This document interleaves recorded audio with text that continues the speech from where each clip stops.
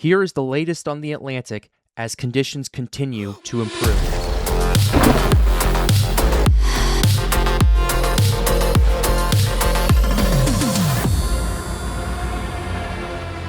What is up, weather enthusiasts? I'm your host, Pat's Path Predictor. Let's get right into the weather. All right, so here's the situation we have for you, ladies and gentlemen. We have quite a bit to discuss with you guys today. We're going to be looking at conditions. We're going to be looking at models. We're going to be looking at a little bit of everything today in this video. We have satellite imagery pulled up for right now. As you can see, the intertropical convergence zone is really starting to ramp up in terms of convection over here. This is also because a tropical wave is attached to the ITCZ, and some of the ensembles are picking up on this as well. So we'll go ahead and start and talk about that first before we get into anything else. So with that being said, we're going to go ahead and dive right into it.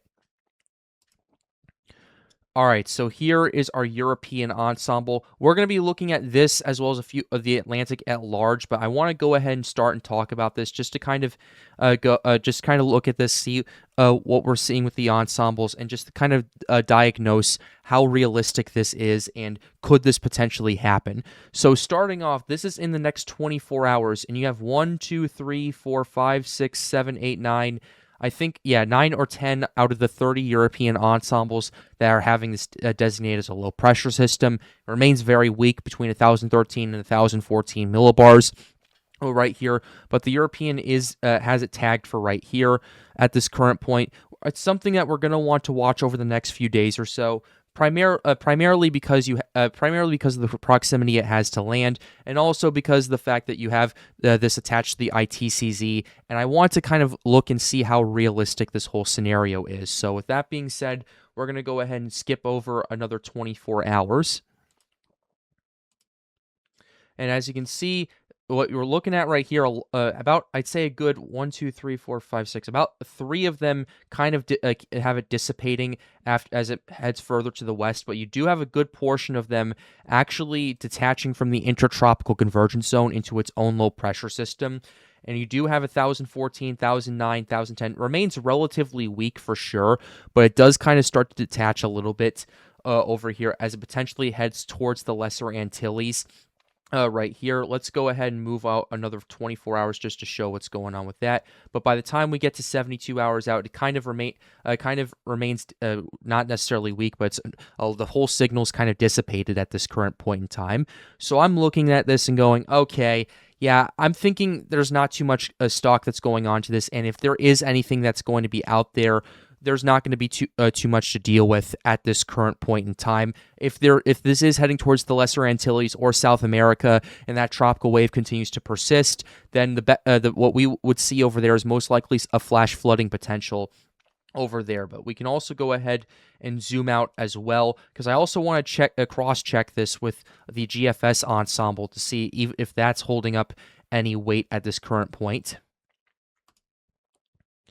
So here's the GFS ensemble, and the answer to that question is it's a bit further to the south, and the answer is yes, but it's still a relatively weak signal over here. We're going to go ahead and zoom in on this for you guys right here. We're going to go ahead and go back to 24 hours out, and there's not too much going on right at this current point. Skipping about 12 hours, you start seeing a couple of low pressure system ensembles tagged on here. Remains relatively weak, and then as we go into 48 hours, there's not too much going on there. But then as we start to get to 60 hours out, you have boom, boom, boom, boom, boom. 1, 2, 3, 4, 5, 6, 7, 8, 9, 10, 11, 12, 13 out of, I believe, the 51 ensembles of the GFS starting to pop up. The main thing, though, is all these ensembles remain relatively weak and a lot further to the south than what you would typically see for any sort of tropical development as well. So if anything does come of this, it's most likely going to either crash into South America as either as a tropical wave or along the intertropical convergence zone, or as we go ahead and go to 72 hours out, kind of clip the coast or head towards Trinidad and Tobago. This isn't a particularly strong signal in the main development region, and I'll also look at some conditions as well in just a second to go, okay, if this is theoretically possible, what are the conditions out here? Because yes, the waters are absolutely very warm over there, but I want to know what the shear and the dry air aspect of this is like as well. So that's what we're looking at this current point in time with the Euro and the GFS. We'll take a look at this a little bit later because I am a little curious to see what's going on over there. But let's go ahead and look at some conditions for you very quickly. So here is our shear map for the Atlantic at this current point. I'm going to see if we can zoom in to the tropical Atlantic. Yes, we can, because this will be perfect for it at this current point. So this is what we got. This is the 0Z European run. So the 0Z ensembles are what I showed earlier. 0Z GFS ensembles are also what I showed. So I'm just kind of using this to balance out what the conditions are. And as you can see, outside of the extreme southern part of the main development region, there is a lot of shear. There's this bulky Caribbean graveyard / MDR graveyard shear going on at this current point. It's expected to persist as we go to 24 hours out. You do see it starting to lift a little bit as a slight ridge starts to build up in near the Leeward and Windward Islands over here. Trough starts to build up as well, but overall it remains relatively stubborn and persistent. And by the time we get to 48 hours out, yes, you do have the system kind of detaching from the intertropical convergence zone, but it does at that current point then start to run into the shear over here that's impacting the Caribbean. So ultimately, I'm not really seeing that much development based on shear. Normally, when I look at this kind of stuff, I go, okay, how is the shear going to persist? And is this theoretically possible with the shear and the dry air aspect that we're given?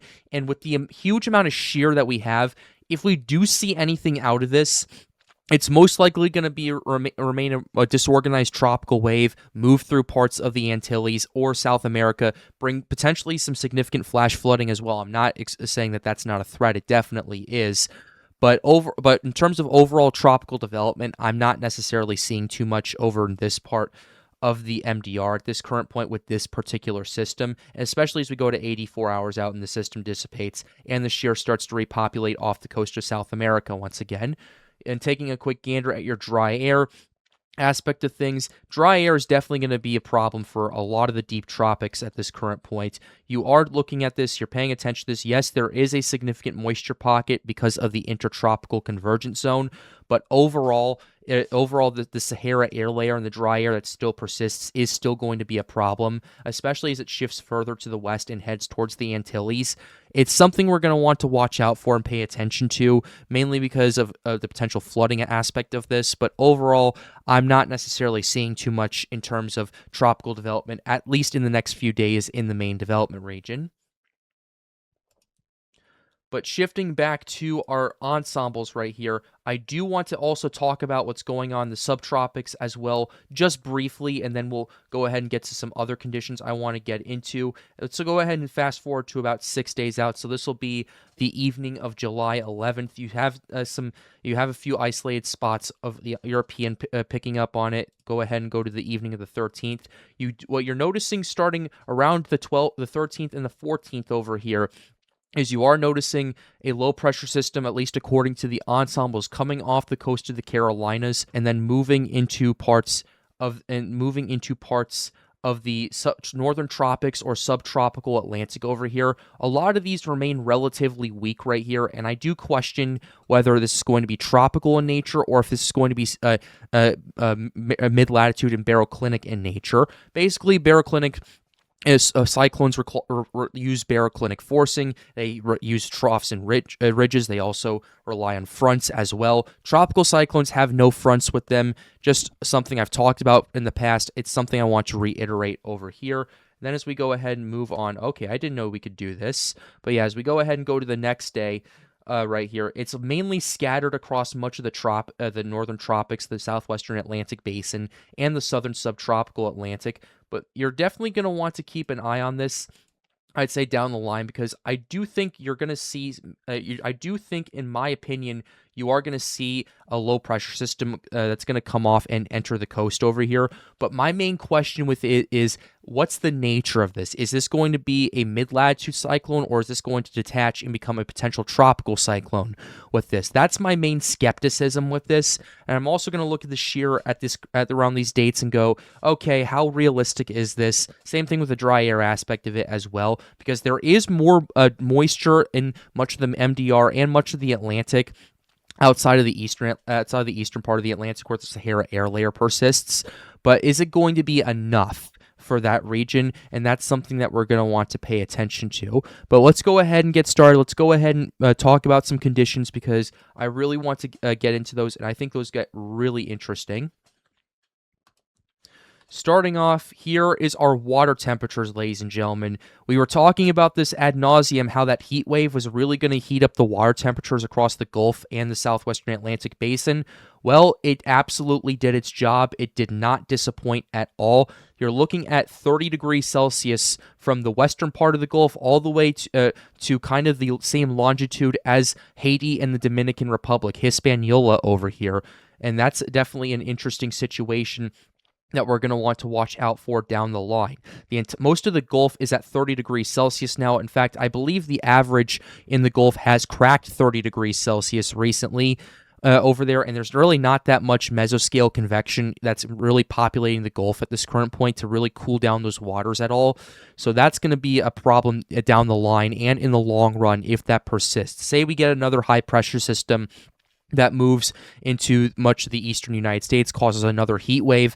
That's also going to heat up the same basins once again. So those could be very concerning going forward at this current point, not just in terms of tropical development, but also in terms of just as safety in general. The waters are going to get warmer. It's not going to be as safe to go out and go swimming, especially if you're along the Florida Keys.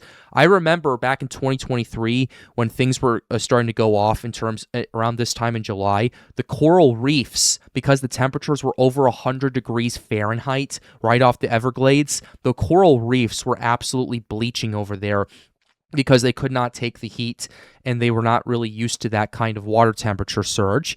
So I'm not 100% sure if we're going to see that again, maybe in a few isolated pockets, but my goodness, this water temperature surge has really persisted, not just in these two regions, but also across much of the northern tropical Atlantic in the Atlantic basin. Same thing with the main development region. You did see those water temperatures crack 29 degrees Celsius earlier. They have dipped a little bit further down to about 28, but not too much of a change there. At this current point, you're also looking at the Caribbean. That's also starting to warm up pretty considerably as well. And another thing you're going to want to notice too is these water temperatures over here are not really expanding too much into the subtropical Atlantic. They're not really doing that this year like they were in years past. Part of it is because of the extremely cold winter that the eastern half of the United States dealt with. A lot of those troughs moved into the subtropical Atlantic. Some of them stalled out, really cooled those water temperatures in the subtropics, stayed out of the tropics enough to keep those areas relatively warm. And that's why you see this water temperature gradient going from, let's say, this is New York City. So this is about 22 degrees Celsius all the way down to 28 degrees Celsius off the coast of the Carolinas over here in terms of the same latitude. You have a significantly higher temperature gradient than you did previously. 22 degrees Celsius, for those of you who do not know, is about 72 degrees Fahrenheit. 28 degrees Celsius is about 83. No, it's about 82.4 actually. So yeah, around 82. So that's around a 10 degree Fahrenheit difference in the span of about, I'd say, 400 miles or so. So that's a pretty significant gradient. I know I've said the word gradient a lot in this video, but I kind of wanted to emphasize that whole situation as well. And the reason I'm emphasizing this is because you're going to have less stability problems this year than you did last year. I don't know how much of that is going to matter because of the El Nino and all of that, but ultimately, at least in terms of our water temperatures, they're not as expansive, and they're also a lot more concentrated. And even with all of that, the water temperatures have continued to eclipse what we saw last year in 2025. Here is what we have for our water temperature map for you right here. This is the climate reanalyzer going on right here. We have eclipsed 2026. We've actually eclipsed it for the last week or so. It kind of matched it a little bit, but now we saw a pretty big surge of it once again over the last little while. Taking a quick gander at that, the anomalies have continued to surge as well across much of the tropical Atlantic. And this isn't in a very broad area either like it was last year. It's in a lot more concentrated of an area, especially in the tropics and the extreme southern tropics. There's a little area, I'd say about 30 to 32 degrees north that has that huge drop off in the water temperatures. So the fact that it's doing it in a more concentrated area is both very impressive and a little concerning going into August and September, especially. And if this continues, this could also be a problem for 2027 as well. But I'm not going to entertain that too much right now. In fact, I want to do one quick thing right here. Let's go ahead into the Gulf right here. Look at this water temperature surge. On Thursday, June 25th, we had an average temperature of 29.26 degrees Celsius across the entire Gulf. This isn't like one isolated area. This is in an entire synoptic region. This is where we're at now, 30.4 degrees Celsius. So in the span of, I'd say about 10 days, we went up an entire degree and change in an entire Gulf region, an entire synoptic region. The Gulf has really been leading the charge. In fact, these are actually record temperatures for the Gulf region for this time in July. The highest we got was in mid-August 2023. Like, we're very close to eclipsing that because of this water temperature surge that we've seen recently. Is that going to continue to go up? I don't know. Right now, we'll have to wait and see what happens. But overall, my goodness, ladies and gentlemen, this is a pretty considerable surge that we've seen across the Gulf. And this isn't just for tropical development either. This is also the fact that the warmest waters are going to be along the Gulf Coast, especially because that's along the continental shelf. It's a lot shallower than the deeper parts of the Gulf in general. That's going to cause more safety problems as well in terms of swimming, in terms of coral reefs and all of that. The environmental aspect of this is also going to be an issue too. But that's not just what I'm also watching. We're going to take a look at the ocean heat content next. Here is your OHC, folks. Let's go ahead and get a more recent map of this because this is going to be interesting. Look at the ocean heat content. Over the last week, we went from a few isolated spots of 150, and now we're seeing our first 175 OHC area in the Caribbean. Areas across much of the Atlantic Basin have really started to surge in terms of OHC. We're cracking 100 in quite a few of these areas. Loop current is cracking close to 150 OHC. And for those of you who do not know what these numbers are and how that works, think of ocean heat content as a fuel tank. The more fuel you have in your car, the further it can go and the further distance it can go. Think of that fuel tank, and instead of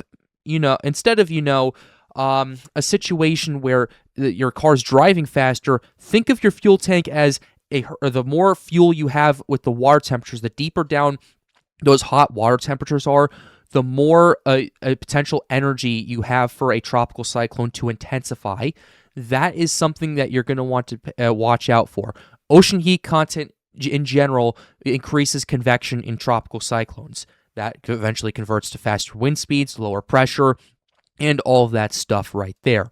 But overall, looking at this has been a pretty considerable surge from what we've seen. This is 2026 right here. And if this continues, this is going to be a big problem for August and September and potentially October in the Caribbean. Now, let's say not too much happens this hurricane season, those water temperatures and that ocean heat content in the Caribbean especially is going to remain untapped. And just like 2023, where the untapped OHC just absolutely surged in 2024, we could see a situation similar to that, especially as the El Nino is forecast to collapse early next year. So that's what we're paying attention to on top of that as well. Just quick conditions, just seeing what's going on out here. Wind shear and the dry air aspect of it. We'll talk more about that in tomorrow's video. But overall, the conditions I'm seeing right now, not too much is going on for right now, but at least down the line, say go into late July, early August, and September, you're going to want to start paying attention to it in a much more critical manner at that current point. So we're going to go ahead and close this video out right here. I really hope you enjoyed it. Be sure to like the video and subscribe to the channel if you are new. The goal, as always, is to get more people engaged with weather. If you'd like to help out, hang out, or ask us questions, feel free to join the Storms United Discord server. The link to that will be in the end screen. Thanks for watching the Triple P show again last night. Next episode will be on Friday, July 10th, so be sure you do not miss that. With that being said, have a wonderful day, guys. Stay safe.